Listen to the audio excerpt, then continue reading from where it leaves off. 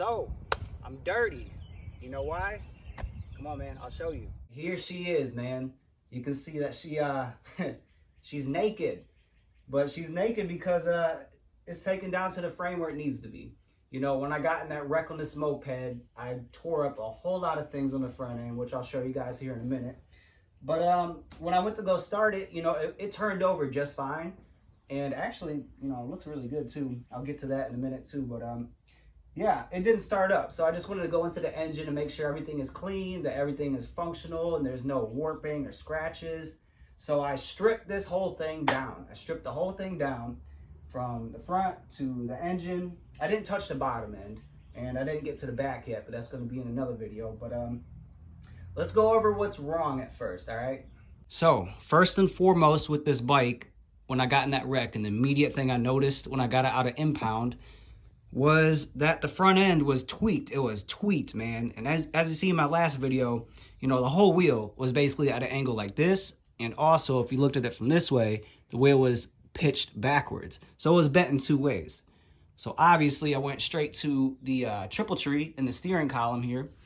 And here she is. So yeah, I only hit this curb at about, you know, 20 miles an hour, something like that. It lay down on the ground, it went into the curb, but you can clearly see that's level right there, right? Cool, looks good. Look at that. This thing is supposed to be straight. Definitely not with that gap like that.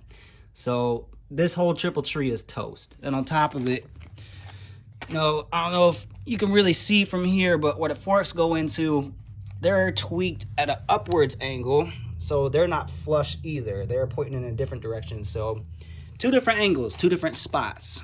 The brake line. So up in here, and it's really hard to see, but you know, it's kind of small, but it's there. There's a puncture right over here, right in the back, from when the front wheel hit into the curb and the plastics like went into the brake line. It punctured a hole in this line directly. And I could tell immediately because there was just brake fluid dripping all down the frame and the plastics. So that definitely needs to be replaced. If you look here, you can see that this is the plug that goes into my headlight. You already know that I changed out for that that LED light, but here's what was wrong. So this thing melted. This thing just got melted, man. It got so hot. I don't know, the factory messed up the wiring or what they did, but yeah, this thing's thrashed. But it doesn't really matter because I got that light anyways. But what are we doing today? So today has been really solid. Super good results. I can't be happier. Today I dug into the engine. And boy, that thing's clean. That thing is nice. Come on, look, I'll show you. So I got it down to where the piston is just out and about at top dead center.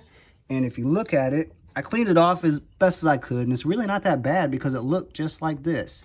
You know, there's a little bit of gunk on there, but nothing crazy. I already set the piston rings. I already gapped them to where they need to be, so that's good to go. These studs were really loose though, man. I mean, no wonder I had so much oil. Like I cleaned all of this off, but before I did, there were just oil caked all over this top of this, the motor. It was just horrible.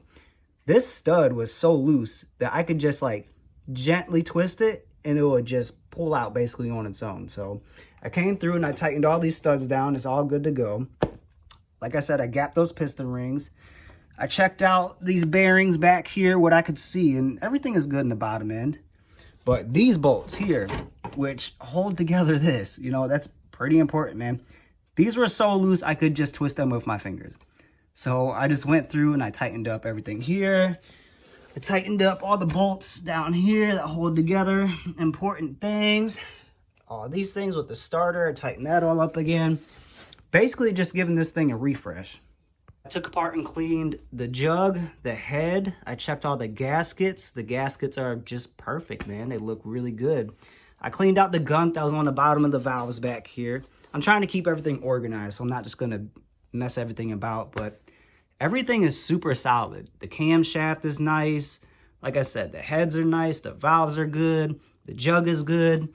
There's no scratching on the internals in here. Through all the abuse this bike went through, it's super solid. I need to adjust the valves when I put everything together today, which is what I'm doing. But, I mean, man, I couldn't be happier. The engine is looking super solid. The only discrepancy that I have is this. This goes right around at the top of your head here and connects to your valve cover. It kind of just makes a complete seal between these two things right here. But this thing took, man, look at that. I didn't do that. When this moped got stolen, this is what they did. They ran this thing so hot that it just like melted. It's not even rubber anymore. It's like plastic over here. But there's enough around there to where it still fits, so I'm not too stressed about it.